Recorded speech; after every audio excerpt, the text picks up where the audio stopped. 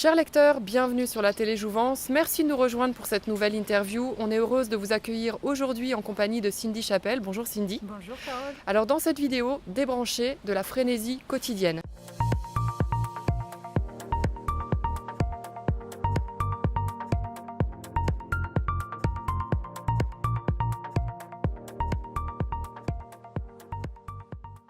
Est-ce que tu peux définir pour nous ce qu'est le concept de la slow life ? La slow life propose en fait de ralentir en douceur, de trouver son rythme idéal.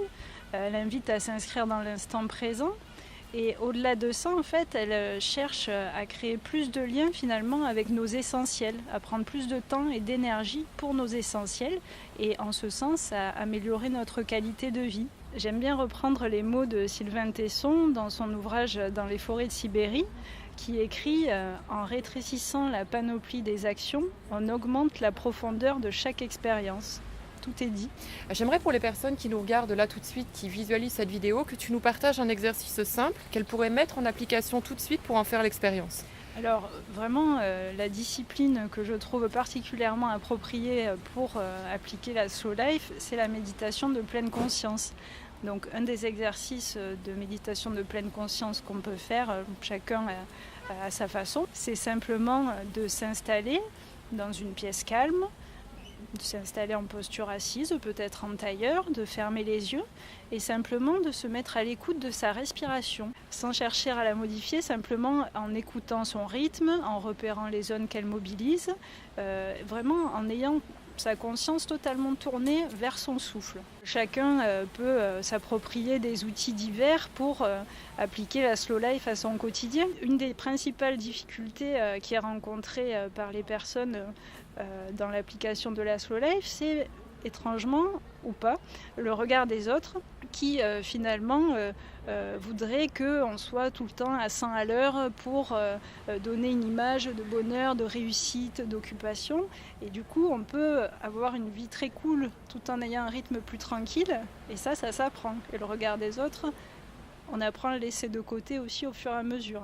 Est-ce qu'il n'y a pas également du coup des personnes qui ont des croyances sur le fait de ralentir, qui ont besoin tout le temps d'être dans l'action justement pour peut-être avoir à prouver quelque chose et qui vont avoir de la difficulté à expérimenter ces exercices ? C'est plus une question d'automatisme, j'ai envie de dire, dans le sens où il faut essayer finalement de mettre en place de nouveaux réflexes dans le quotidien. Et ces nouveaux réflexes, on arrive tout naturellement à les mettre plus en place le week-end par exemple ou en vacances que dans la vie frénétique du quotidien. C'est vraiment un des conseils principaux que l'on peut donner, c'est cette notion finalement d'alternance des rythmes. C'est-à-dire il y a des moments où on a besoin d'être efficace, d'être vraiment dynamique pour certaines tâches, pour certaines actions, et c'est très bien comme ça. Mais il y a des périodes plus off finalement, où on peut vraiment prendre du temps pour soi, faire des pauses et se recentrer. Donc dans l'ouvrage, tu partages également que l'une des façons efficaces de ralentir, c'est de relier tous ces exercices à nos valeurs hautes.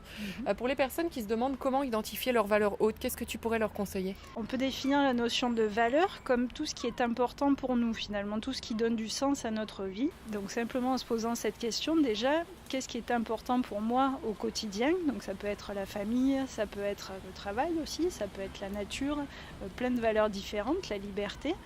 Simplement en se posant cette question-là, on peut arriver déjà à rassembler pas mal de ces valeurs. C'est vraiment d'arriver finalement à se recentrer sur ses essentiels. Vraiment, la slow life, c'est une véritable philosophie de vie qui tend vers plus d'authenticité et qui tend justement à se concentrer sur les choses qui nous importent, à mettre de l'énergie réellement sur ce qui nous importe. Après, évidemment, on est obligé de mettre de l'énergie dans d'autres choses, mais on essaye de concentrer son temps et son énergie sur ce qui est vraiment important pour nous, ce qui fait sens pour nous et ce qui nous apporte du bonheur. Et comment appliquer la slow life dans le cadre du travail par exemple ?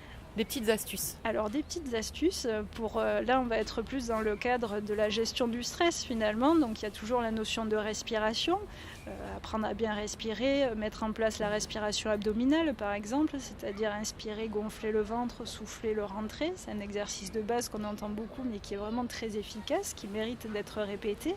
Et puis ensuite c'est finalement avoir des plaisirs simples, même dans son travail, oser à la pause déjeuner, prendre vraiment du temps pour aller se balader dans un parc ou encore prendre le temps de discuter un petit peu avec un collègue à une pause, en prenant bien le temps de l'écouter, d'être dans l'échange. C'est vraiment finalement mettre en relief les plaisirs simples que l'on rencontre au quotidien. Être présent à sa vie. Exactement, être présent à sa vie, être présent dans des moments qui peuvent sembler ordinaires, mais qui ont tous une saveur extraordinaire, et arriver à capter cette saveur-là. Merci Cindy pour toute la richesse Merci. et les petites astuces que tu nous as partagées pour mettre en pratique la slow life. Toutes les références pour retrouver les activités de Cindy seront sous la vidéo. Si elle vous a plu, n'hésitez pas à la partager. Moi, je vous retrouve très prochainement pour d'autres sujets. Bye bye!